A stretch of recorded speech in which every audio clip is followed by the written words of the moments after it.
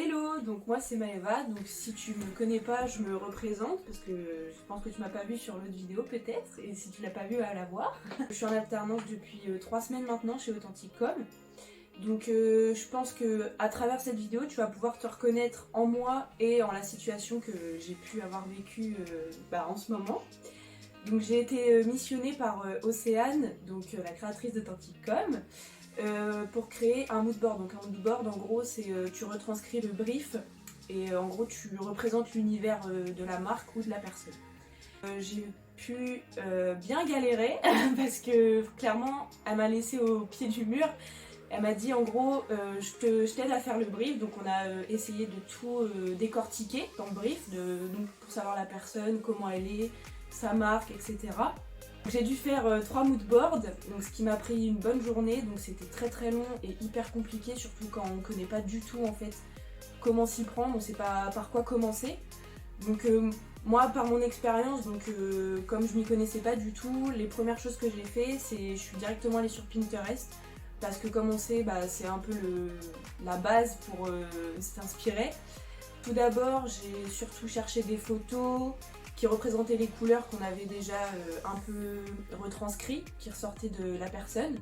Donc j'ai cherché des photos qui représentaient ça, et puis ensuite j'ai essayé de trouver les couleurs qui pouvaient s'assembler, essayer de les atténuer en étant sur Canva. Donc ensuite j'ai su créer quelques moodboards, sauf qu'ils me plaisaient pas du tout, donc en fait j'ai voulu tout recommencer. C'est pour ça aussi que ça m'a pris énormément de temps, parce que le travail de recherche c'est hyper compliqué et franchement c'était super long, donc c'est là que je me suis dit j'ai vraiment besoin d'Océane quand même, parce que c'est hyper compliqué en fait. Je suis pas graphiste et vraiment quand tu veux créer une image de marque c'est super compliqué de faire un moodboard et de reconnaître un peu les couleurs de ton univers, même si toi t'aimes bien par exemple le rose, c'est pas forcément ce qui va te représenter, donc je pense qu'il faut vraiment les conseils d'un graphiste. Donc j'ai proposé les 3 moodboards à Océane.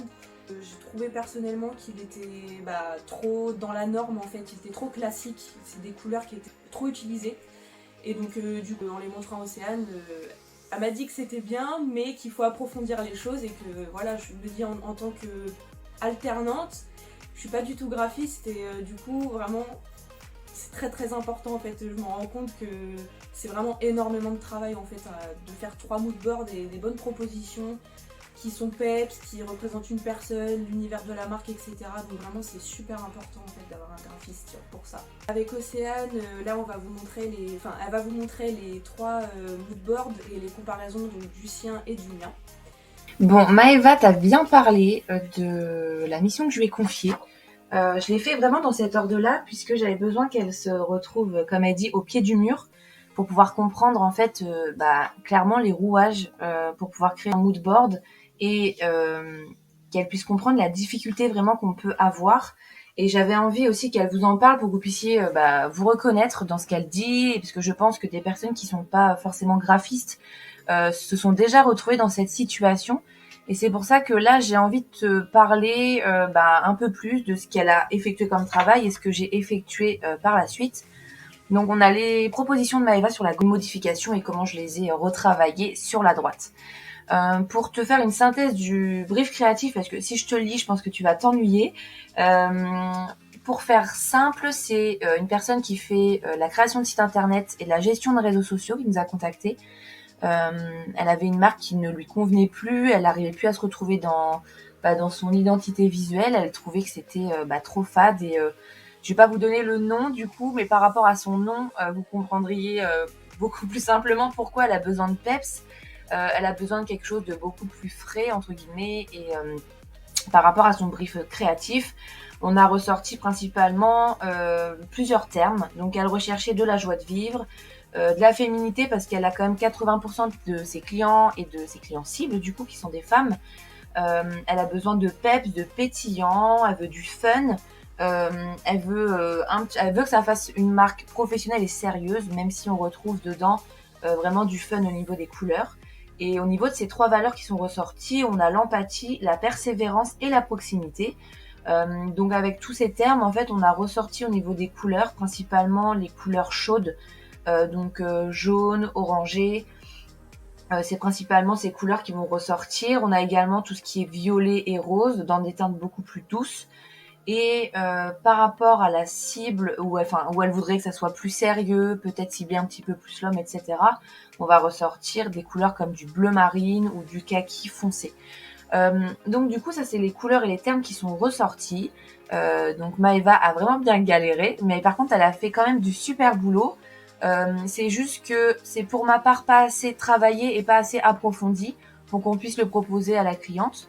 Mais dans l'ensemble, on peut le voir déjà sur la première au niveau de la cohérence des couleurs.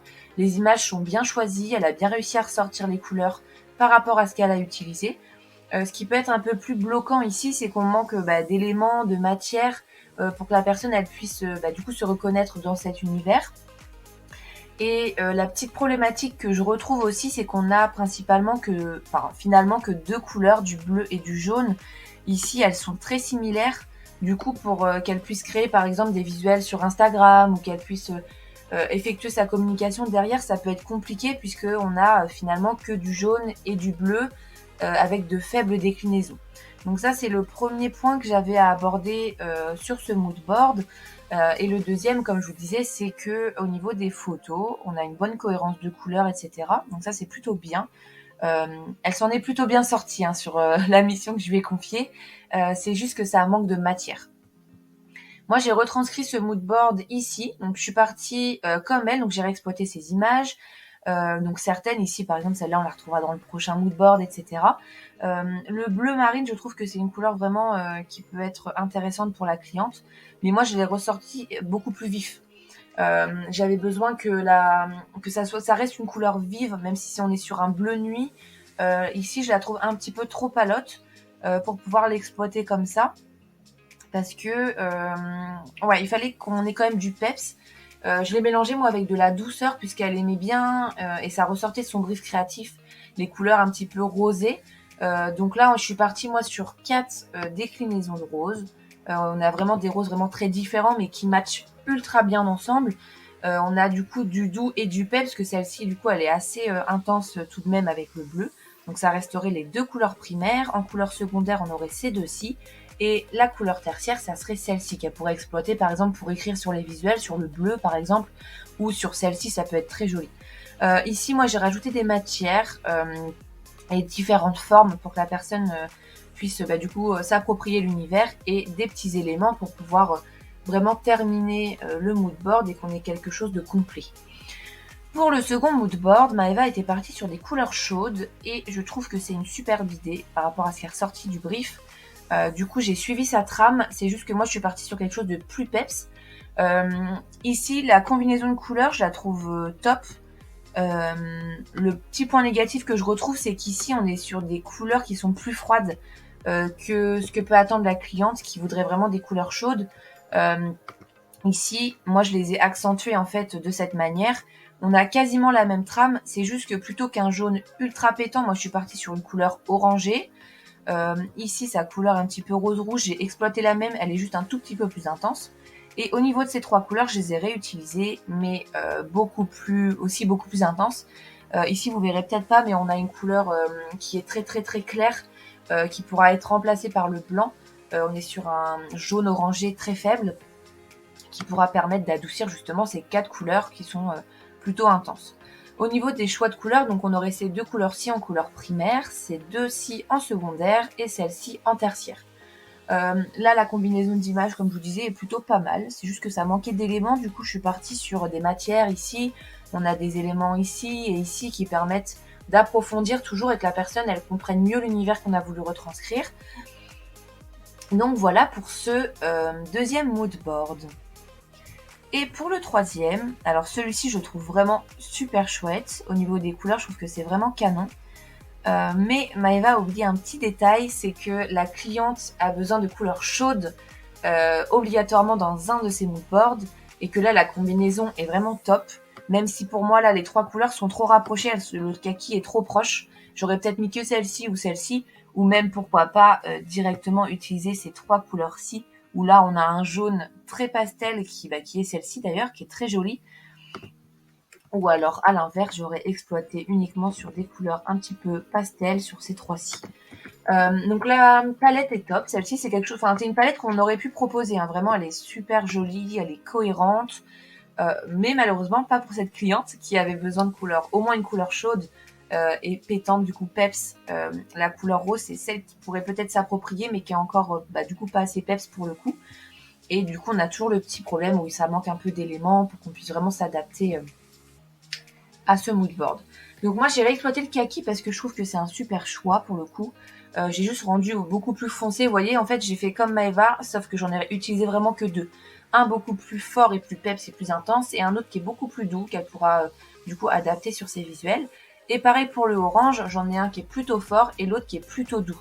Moi, comme j'avais déjà exploité le rose dans la couleur, enfin dans la palette avec le bleu, ça me permettait ici de réexploiter un orange qui est différent de celui-ci, parce que là on est sur des couleurs vraiment très chaudes, très peps.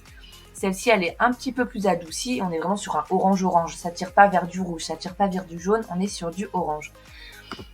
Donc voilà pour la troisième identité visuelle. Donc la cliente, pour vous spoiler un petit peu, bon ça va, vous savez pas qui c'est, mais si vous reconnaissez ces couleurs, vous penserez à nous. Du coup, elle est partie sur la proposition numéro 2, où elle s'est tout de suite retrouvée dedans. Ce qu'elle aime bien, c'est qu'on a une couleur qui est un petit peu rosée. Du coup, ça permet, elle qui aimait bien aussi cette couleur et qui est ressortie du brief créatif, ça permet de pouvoir l'exploiter aussi. Mélanger avec ces couleurs-là, c'est vraiment, ouais, c'est super beau. L'univers est top. Elle aime les éléments qu'on a utilisés, les matières. Du coup, pour elle, ça va être beaucoup plus simple. Et de toute façon, c'est la problématique qu'elle rencontrait, c'est je n'adhère plus à mes couleurs et je n'arrive plus à créer du coup pour ma communication avec. Là, elle a déjà commencé à créer avec ses couleurs et autant vous dire qu'elle s'éclate. Du coup, elle prend enfin plaisir et pour elle, c'est vraiment un gain de temps. Donc voilà, je voulais vous expliquer vraiment ces deux comparaisons de moodboard, puisque je sais que si vous regardez cette vidéo, alors soit vous êtes graphiste et vous avez eu très clairement les mêmes galères que Maeva avec moi-même, parce qu'au début, quand j'ai commencé, j'ai réalisé le même travail que Maeva. On va plutôt dans la simplicité, on mélange uniquement deux couleurs pour être sûr que la cohérence est bonne et c'est pas qu'on prend pas trop de risques, mais au début on veut quelque chose de plutôt cohérent. Et par ailleurs, vous pouvez aussi vous reconnaître si vous essayez de faire vos moodboards seul pour créer votre identité visuelle et que vous avez du mal à comprendre quelle couleur vous est adaptée, etc. Sachez que c'est vraiment tout part du brief créatif. Hein. Si vous ne faites pas vraiment une introspection par rapport à vous-même et votre business, vous n'arriverez pas forcément à obtenir les couleurs qui vous correspondent et vous allez partir sur des couleurs qui vous plaisent mais qui ne sont pas forcément adaptées soit à votre cible ou soit à l'univers que vous souhaitez véhiculer. Donc voilà, n'hésitez pas en tout cas, si vous avez des questions, si vous souhaitez savoir comment on peut travailler ensemble. Du coup, en bio, on t'a laissé un petit cadeau, donc c'est une trame d'un moodboard. Donc là, tu pourras toi-même glisser tes photos et créer toi-même ton moodboard. Merci d'avoir suivi cette vidéo et puis on se retrouve pour une prochaine vidéo avec un nouveau thème. Salut!